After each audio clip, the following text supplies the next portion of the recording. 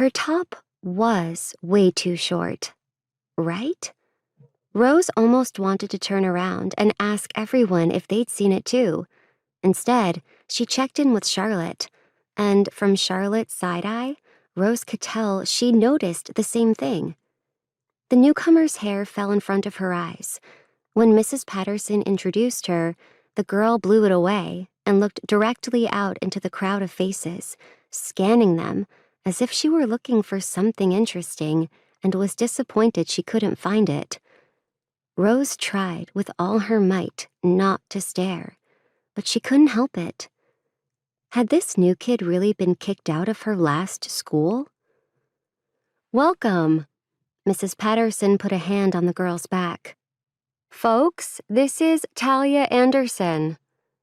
Checking the clock and noting her new student's tardiness, Mrs. Patterson leaned in toward her and said, "It's hard to find your way around here at first. It's a labyrinth."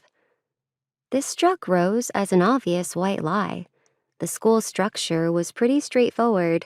3 hallways with 8th graders on top, grades stacked on one another like logs, and 1 mobile classroom outside for the art and science room. But it made sense for a teacher to be nice to the new kid.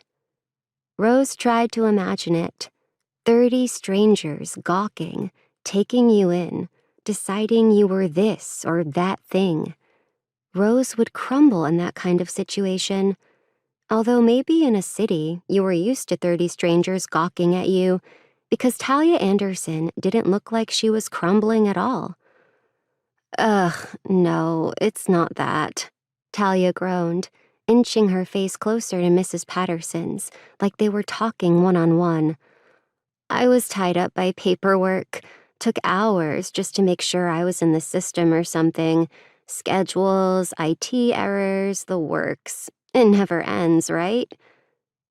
Rose had no idea what she was talking about, but it was weird that she spoke to the teacher like they were both adults.